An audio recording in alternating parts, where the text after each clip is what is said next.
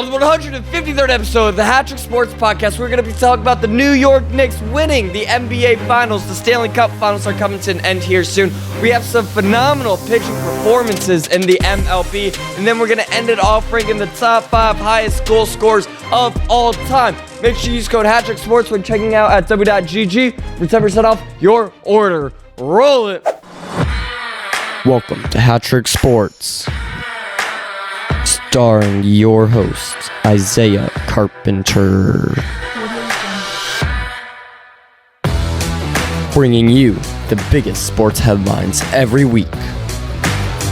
This is the HatTrick Sports Podcast. Let's start it off talking about the New York Knicks. Go New York, go New York, go! The Knicks winning in 5 games. You know, at the beginning of the series, the Spurs were heavy favorites. It was, hey, whoever wins the Western Conference Finals is going to win it all. Is it going to be OKC or is it going to be San Antonio? Nope, neither. New York, straight out of Madison Square Garden, ends up winning the NBA Finals. And there's a lot you could dive into here. The Spurs did not look good at all. In every game, they had a pretty big lead. And in 2 games, specifically games 4 and 5, they had a massive lead and just blew it in the second half. And that you just can't do that. You cannot do that as a champion. Champions don't blow 29-point leads. I've talked about this on other channels. Go follow Isaiah_Gamby on TikTok and Instagram. And I hopped on, I think it's called Counterculture Sports. Go check out there. I'm not sure if it's live there. But we did like a pregame show yesterday. So go check that out. We talked a lot about Game 4 of the NBA Finals. Because that was the Game 4 of the NBA Finals was the craziest finals game like ever. Neither team looked like a champion there. In the first half, the Knicks definitely didn't look like an NBA champion. In the second half, I don't know how you blow a 29-point lead. I don't get it. I do not get how you can blow a 29-point lead. OG Anunoby with the wild tipping in Game 4. So in Game 4, let's just start it off with Game 4. Game 4, Spurs were up 29 points. I'm falling asleep on the couch. I'm about to fall asleep like, oh, this game's over. Then I see that it comes back. They're only down by 15. It's like, oh, wait, hold up, wait a minute. Got to keep watching. There's still 10 minutes left in the game, whatever. And then they're down 5. And then it's like, okay, they're coming back. There's less than 2 minutes left. And Victor Wembanyama can't make the 2 free throws to go up by 3. Brutal. You can't do that. Then De'Aaron Fox. Why? You dribble the ball until you get fouled and then the game's over.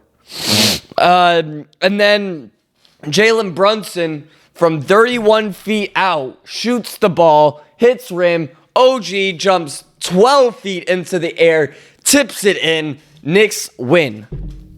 Wild game. OG Anunoby gets the headline credit for that, but as a team, like that's just an incredible comeback. And then Cat, you also got a Cat earlier in that game got fouled twice in like the first 5 minutes of the game or whatever, so he was kind of playing it low key for the rest of the game. But in the final inbound to Castle with 1.2 seconds left, Cat tips the ball. And if I hate playing the what if game, but if Cat doesn't tip that ball and Castle doesn't fumble that final inbound and Castle ends up making that basket with 1.2 seconds left in the game, we're not talking about OG. And we could potentially be going into a Game 6 in the next couple of days. So, yeah, there's a lot you could dive into in Game 6. I think OG gets the main headline credit, but Cat, there's also a video going around on social media of Cat telling the fans, like the couple fans, like, hey, come closer, build more pressure on that. I forget who the Spurs guy that made the final inbound, but if Cat doesn't tip it, if those fans aren't there, and if Castle doesn't fumble that, we could be talking about going to Game 6, Spurs up 3-2 right now. We could. I mean, it's a pretty long shot, but that's crazy. And then Jalen Brunson in Game 5, 45 points. I think he had 3 rebounds, 2 assists, if I'm not mistaken. Phenomenal. Series MVP by far. I think whoever had the better game last night, Brunson or OG, would have won Finals MVP. Because if Anunoby had a better Game 5 and also had the tip in, he would have won. But Jalen Brunson, 45 points is incredible against Victor Wembanyama, against the Spurs. I mean, this is a team that's like very good. Not in the finals, but the Spurs are still hands down a very good team. Mitch Johnson, he's not going to get fired, but they're going to lock him in a room with Pop for the next 5 months until preseason comes around, because he's horrible.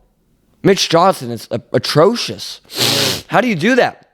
You're bleeding out in game 4, and somebody's offering you a Band-Aid. The NBA's like, here's some timeouts, and you don't use the Band-Aid. That's just what's going to happen. So yeah, Mitch Johnson is, I don't know how, Mitch Johnson and De'Aaron Fox not going to be able to show their faces in San Antonio for a while. Yeah, I mean, it's just crazy. I can't believe the Spurs had a series like that. That was a horrible, horrible series for the Spurs. Is Wemby turning into a dirty player? When Wemby first came into the league, he was kind of a clean player, and now he's kind of like that guy that always gets bullied and finally snaps, and that's kind of what he's doing now. You saw Jalen Brunson, was it game 3, I believe? He pushed Jalen Brunson down. No refs saw it. They could have upgraded that to a flagrant after the game, but then he would have been suspended for game 4, and they're never going to do that. Never, ever, ever. They're never going to do that. I don't agree with that. Like, I want to see Wemby play all games. Like, I don't want to see a flagrant where he's going to get suspended and the Knicks sweep and all that. But, and then also last night, in game 5, he also had some dirty plays that could have been upgraded to flagrants. They don't end up doing it just because they want him to play. He's the moneymaker there. But yeah, I think Wemby's turning into a dirty player. And then, you know, he doesn't talk to the press in the Western Conference Finals after losing that one game. And then the final remarks after game 5, after they lose the finals, he says, "I'll talk to you guys never," talking to the press. He's turning into a villain, kind of. Slowly but surely, Victor Wembanyama is slowly turning into the villain. He says that this is he said that this is the biggest lesson that he's learned, Victor Wembanyama, in his life. This is the biggest life lesson that he's learned, and he's gonna win one. Like, don't get me wrong, he's a phenomenal player. Victor Wembanyama had a phenomenal season. He's a phenomenal player. Turned the team around. I mean, 3 years ago they were horrible. The Spurs were atrocious 3 years ago, worst team in the league, and now going to the NBA Finals and were favored before the finals started. He definitely turned the team around, and he has plenty of time left. He's going to be a generational player. But, yeah, this wasn't the year for him. Now, is this going to affect his legacy? I don't think so. I think it's going to be kind of like a LeBron thing. The first finals LeBron was in, it's just going to get pushed under the rug. Wemby's going to have some time. I do want to talk about De'Aaron Fox. What's going to happen to him? They're not going to keep him. He's older. He's a veteran of the group, but he's not looking like it. De'Aaron Fox does not look like the veteran of the group. He's going to get traded, and I'm not sure for what. I'm not sure if it's going to be for a star or for a bag of potato chips. I'm not sure what's going to happen, but De'Aaron Fox not looking good for him. This definitely hurts him a lot with this NBA final. I don't know why you go up there. I don't get why you don't just dribble it until you get fouled and then you win game 4. I just don't get that thought process there. Yeah, and like I said, the Spurs were up 29 points in game 4, and they were up 16 points in game 5 and blew both those games. But on the other side, the Knicks win the finals. The Knicks won the finals. It is the first time in 53 years that the Knicks are NBA champions. Now, the last time that the Knicks won it, the last time that the Knicks won it all was in 1973. Richard Nixon was president of the United States. I've never even heard of this song. "Tie a Yellow Ribbon Around the Old Oak Tree" was the biggest song in 1973. The world population was under 4 billion people. Now we're over 8 billion people. The Dolphins won the Super Bowl, and the A's won the World Series the last time the Knicks won the finals. That's how you know it's been a minute since the Knicks won the finals. And yeah, it's just crazy. 53 years. It was the longest streak without winning a finals in the NBA, active in the NBA. So I'm happy. I'm happy for New York. All New Yorkers love the Knicks. Now, obviously, there's the occasional Nets fans, but it's usually New York is either you're the Yankees and Giants fan or you're the Jets and Mets fans. But they all kind of come to an agreement on rooting for the Knicks. And you've seen just in the game ended 12 hours ago, you've seen New York go crazy. I mean, I've seen bombs go off, like the mini bombs go off. I've seen fireworks shoot into crowds. I've seen dozens of cars being absolutely destroyed. I've seen school buses flipped over, streets flooded in New York. And, you know, it was going to happen. I love New York City, and you just knew it was going to happen. But it's just crazy. New York is a crazy place. They deserve it. The last time they have how many professional sports teams are in New York? All right, so you have the Yankees, Mets, Knicks, Nets, Liberty, Rangers, Islanders, Devils, New York Giants, Jets, New York FC, and the New York Red Bulls. How many is that? 1, 2, 3, 4, 5, 8. There are about 12 professional teams in New York, and the last time New York brought home a championship was in 2012 with the Giants. It has been 12 years since New York has been champions, and good for them. Good for the Knicks. This Knicks team definitely deserved it. Brunson deserves it, man. Brunson...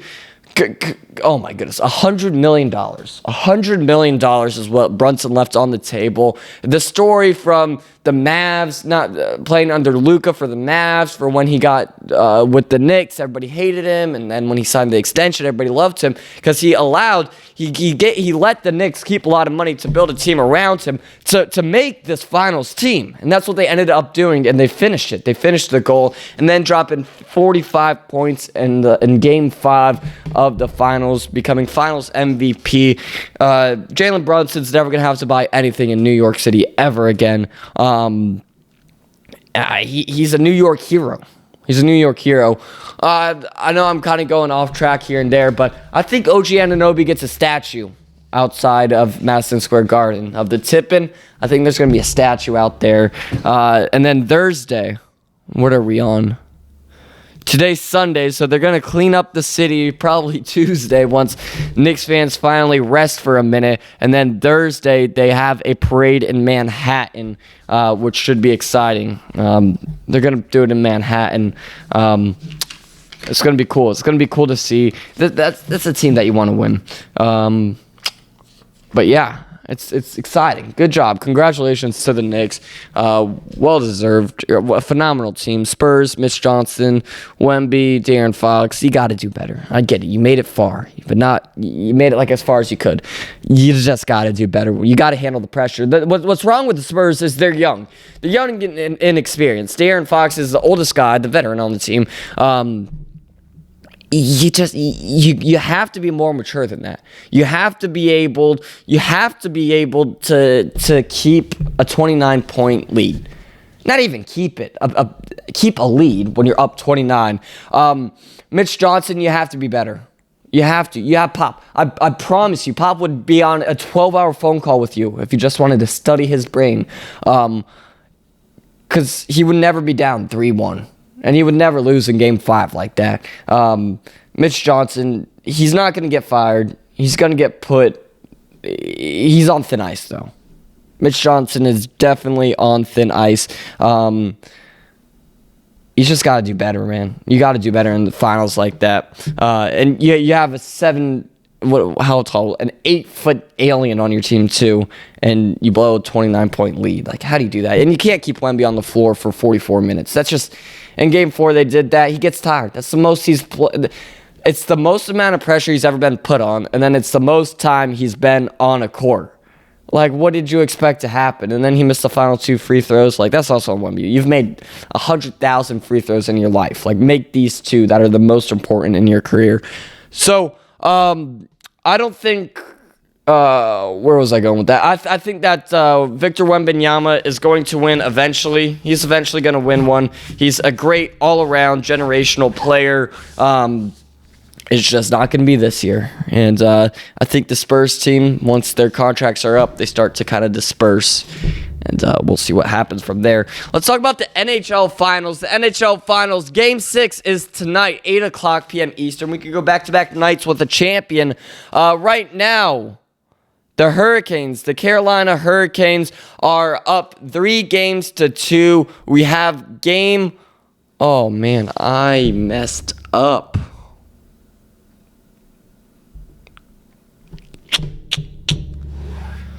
That sucks. The Canes are up 3-2. Game 6 is tonight in Las Vegas. Can the Golden Knights force a Game 7? You can find out tonight on, I don't even know where it's on ABC, ESPN. Yeah, on ESPN tonight at 8 o'clock. If not, Game 7 will be on Wednesday.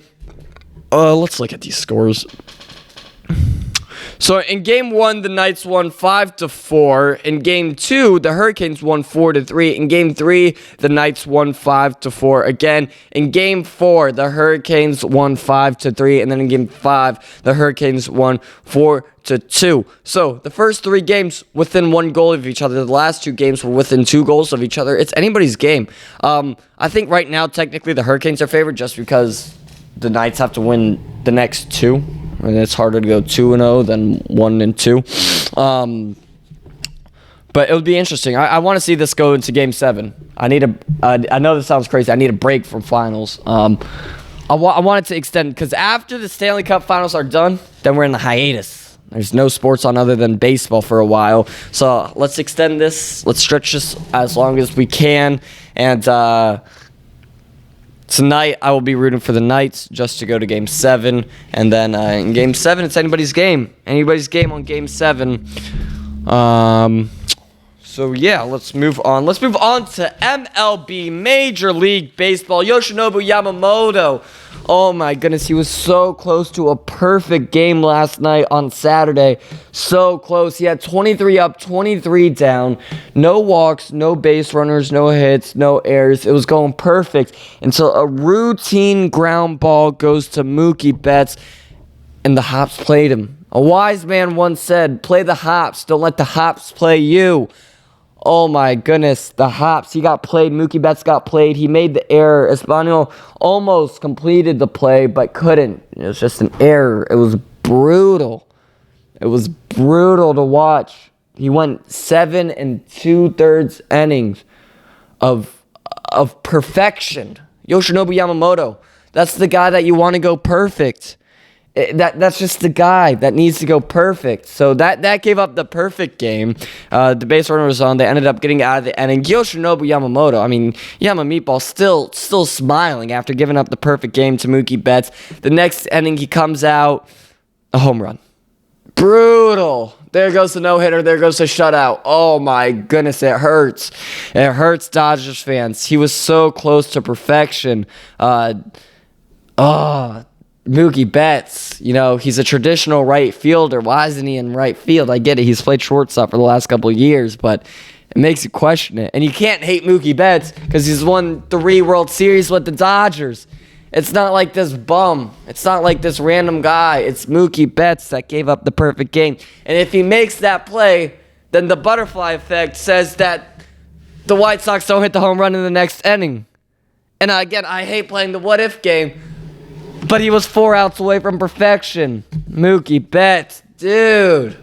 So close for Yamamoto. Now this game's going to be forgotten by tomorrow. And it's just going to be another W for Yamamoto. He didn't even finish the game. It wasn't even a complete game from Yamamoto. It's brutal. The Dodgers ended up winning 7-1, which doesn't really matter because in the standings, where are the standings at? Yeah, the Dodgers are up 8 games against the Padres, so it sucks. 4 outs away from perfection, 3 outs a game from a no-hitter. Butterfly effect. I want it like Mookie Betts. What happens if you make that play? We'll never know. We'll never know what happens or what would happen, but very close. And you can't hate Mookie Betts because he's Mookie Betts, but it was so close. I can't believe it. I cannot believe that Yoshinobu Yamamoto didn't pitch that perfect game. That would have been incredible. Going from a perfect game to going to the Knicks Game 5 and Jalen Brunson doing what he did. But yeah, good job, Yamamoto, though. I mean, phenomenal job. That was a great outing from Yamamoto. Low pitch count. What if the last time that the Dodgers had a perfect game was Sandy Koufax? I don't know, 60s maybe. Brutal though. That I still can't believe it. That was, again, 18 hours ago. I still cannot believe that Mookie Betts let the Hops play him. All right, let's move on to another phenomenal pitching performance. The Miz, Jacob Mizorowski, throws a phenomenal game. I mean, he faced 27 batters. He got 27 outs.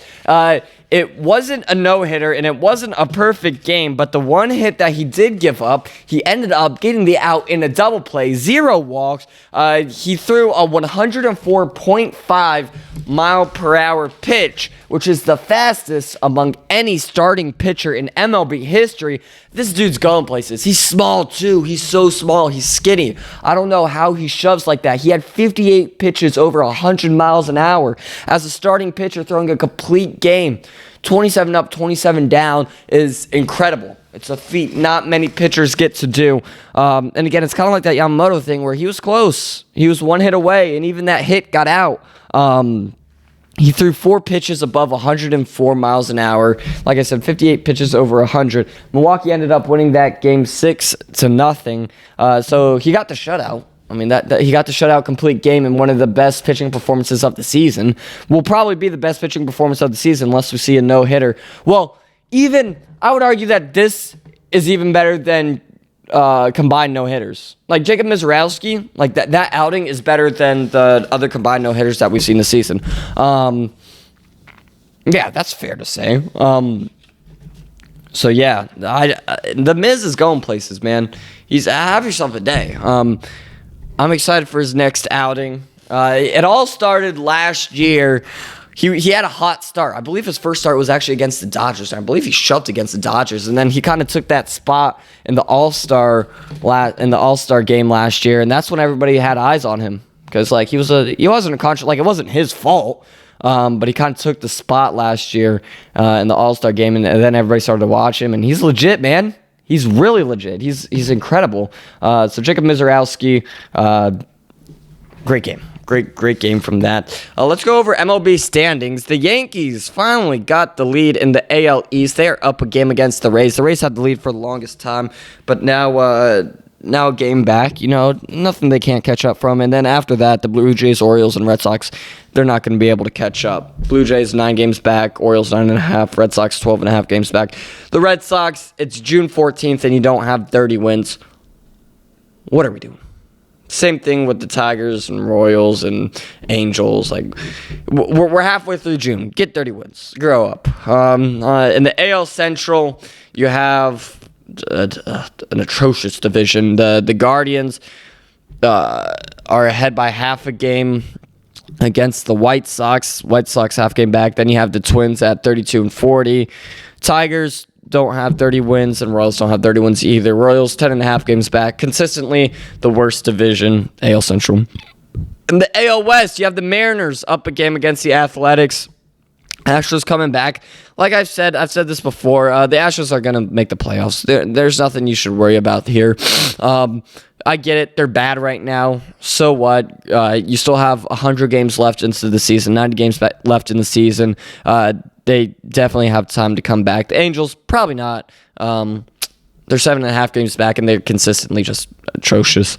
In the NL East, you have a great division here. You have the Braves, 46-24. Braves are on fire. They're going to need to start to slow down soon. This is the time every year where the Braves start to slow down. The Phillies, 8 games behind that. 2.5 games behind the Phillies is the Nationals. Then you have the Marlins, game behind that. And then the Mets, second highest payroll in the MLB. But the Mets, 15 games back. Lost cause. The Mets are just a lost cause. Then you have the Brewers in the NL Central. Brewers up 4 games against the Cardinals. Cubs a couple games behind that. Game behind that is the Pirates. And then you have the Reds 9.5 games back. And then the NL West, the Dodgers leading the NL West by 8 games. 2 months ago when there were 10 games being played, and the Dodgers and Padres were closed. Padres fans like, what are you going to say now? What are you going to say now? I told you, talk to me in October. I don't even need till October. Talk to me on June 14th. We still own you guys. Dodgers are second to no one. They're 45-26 right now. Their pitching has been on fire, even though half their pitchers are on the IL and laying in hospitals right now. But Padres 8 games behind that. Then you have the Diamondbacks, Giants, and then the Rockies. Look at the Rockies, 26-45. Horrible. I mean, Rockies, like, let's do something, man. 19 games back. What are we? 71 games into the season, and we're 19 games back. Rockies got to get a grip, man. The Rockies have to do something. All right, let's move on to the World Cup. The World Cup has officially started. We're in the group stage right now. There's only been a few games played. The Mexico-South Africa was the opening game. Mexico ended up winning 2-0. That was in Group A, and then South Korea ended up beating Czech 2-1, also on that first day in Group A. In Group B, you had Canada and Bosnia tie. They draw as they say in soccer. Football, soccer. No, it's soccer. You're playing in the U.S. this year. We're calling it soccer.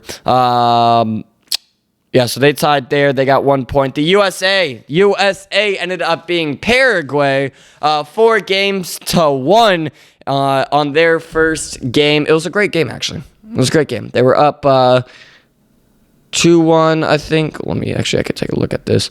I believe they were up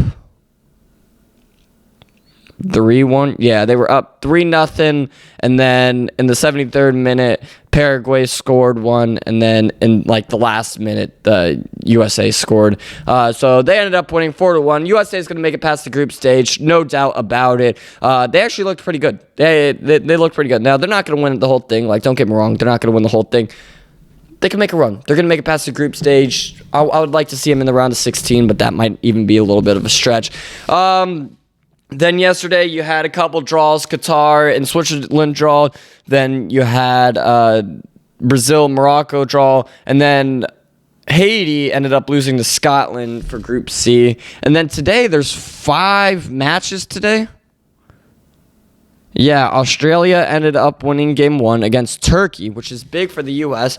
Turkey was supposed to be good, but Australia ended up beating them. You have Germany being played here in a few minutes. Germany and Krakow. Netherlands, Japan's being played at 4 o'clock Eastern time today. Then Ecuador is playing. Then Sweden later tonight. But the next game that the U.S. plays is Thursday or Friday. They play Australia Friday. Australia just beat Turkey. Again, it's at 3 o'clock. I don't love Friday 3 o'clock games. It's just a weird time. The U.S. actually has some really weird times for this tournament this year. It's kind of weird. I don't really like some of these times, but yeah, they should be fine. They already got a win under the belt. Even if you draw all 3 games or 4 games or whatever, you'll still make it. So yeah, U.S. is in good shape right now. They play Australia Friday, and then next Thursday, I believe they play. Yeah, next Thursday, June 25th. Or I guess the Thursday after next Thursday, June 25th, they play Turkey at 10 o'clock. Thursday at 10 o'clock. What are these times, man? But I get it. It's on the West Coast. Whatever. But yeah, let's go on to the standings. Where the heck of it at? I kind of just went over all. There's only been a few games on so far, but right now, Mexico, South Korea are leading Group A with 1 game. Czech, South Africa lost their games. Switzerland, Canada. Actually, all of Group B drawed, so they're all playing from scratch again. They have 2 more games left each. Group C, Scotland's winning that. Morocco and Brazil drawed, and then Haiti lost to Scotland. And then in Group D, the U.S. and Australia are up 1, but they play each other on Friday, like I said. And then, yeah, all the other teams haven't played yet. It's exciting. Group stage is exciting. It gets more exciting as it goes on. Let's move on, though, to the top 5 highest goal scorers of all time in all of soccer in the entire world. Let's see it here. At number 5, Frederick Puskas. Frank Puskas. Never heard of this guy. Hungarian icon, apparently. He was a striker. He scored over 150 goals for Los Blancos and averaging almost a goal a game. This was in 1953. He played in the 1950s, but he has 725 career goals. And number 4, you have Romario, who had 756 career goals. He was Brazilian. This was in the 80s, 90s. I believe he played... And he scored 5 goals in the 1994 World Cup for Brazil.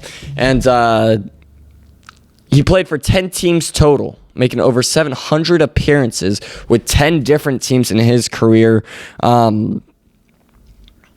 Incredible. 756 goals in a career is phenomenal. And then at number 3, you have Pele, one of the greatest of all time. He had 762 career goals. He's a 3-time World Cup winner. He only played for 2 clubs in his career.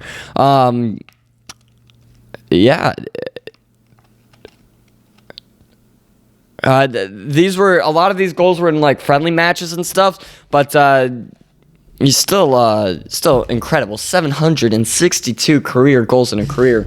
And then at number 2, one of the greatest soccer players of all time, you have Lionel Messi. 910 career goals. Almost was at 900. This is across Europe, across the U.S., across the World Cups that he's played in. He's played forever. Barcelona. I hate him just because I'm an Orlando City fan, and I actually don't really like him that much, and I feel like the refs in the MLS kind of favor him and glaze him a lot. But you still got to appreciate greatness. He's still a phenomenal guy to watch. Lucky enough to watch him live, which is incredible. And then at number 1, you have Cristiano Ronaldo. He has scored 973 career goals. This is from Manchester United, Real Madrid, World Cups, everywhere. Almost 1,000 career goals. Incredible. All right, that is going to do it for the 153rd episode of the HatTrick Sports Podcast. Thank you all for tuning in and listening. You can listen to us wherever you listen to podcasts, Google Podcasts, Apple Podcasts, Spotify, Podbean. Make sure to follow us on TikTok, Instagram, YouTube, Twitter. Go to shop@HatTrickSports.com. Get the best merch around. Go follow the HatTrick Sports on TikTok, Instagram, YouTube, like I said, and then follow Isaiah_Gamby1 for daily social media news and sports content. And come back next week for episode 154.